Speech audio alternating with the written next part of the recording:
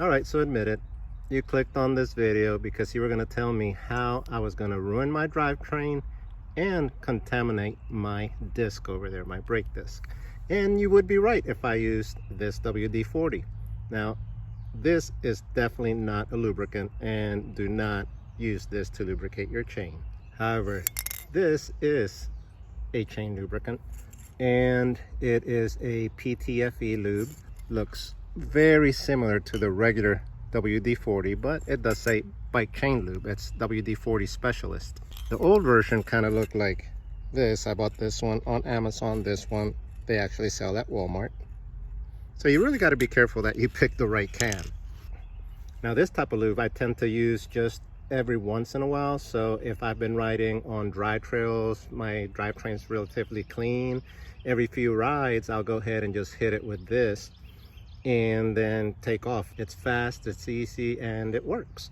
So a lot of the times what I'll do is I keep one of these in my trunk. As you can see, I have two of them, and I have a little cardboard cut out like this in my trunk, and I'll get to the trail, I'll prop the bike against the car, or I'll use my trusty $5 PC stand that you see on the front tire right there on the front wheel. And right there at the trailhead, before I leave for my ride, I'll just pop it out. I'll put this little guy in here to protect my disc, and I'll line up the cutout with the caliper. Okay, so now the disc is basically protected. You're gonna aim down, so you should not get anything on there. So now I can just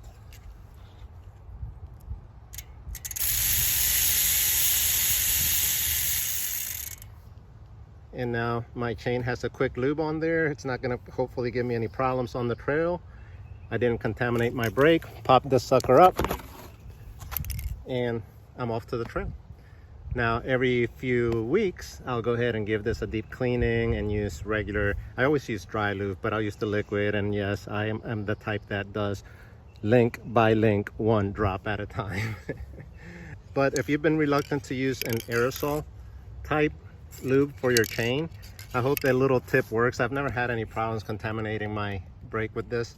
Also, you can just be real careful and hope the wind doesn't blow anything there, and just kind of aim out and down a little bit and do the same thing.